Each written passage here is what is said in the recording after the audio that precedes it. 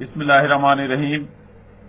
आज 28 मई का वो यादगार दिन है जब 28 मई 1998 को पाकिस्तान ने एटमी धमाका करके दुनिया की सफ में ये साबित कर दिया था कि पहली पाकिस्तानी इस्लामी रियासत है जिसने एटमी सलाहियत हासिल करके दुनिया को भी बता दिया है। भारत के बाद पाकिस्तान का धमाका करना इंतहाई जरूरी था।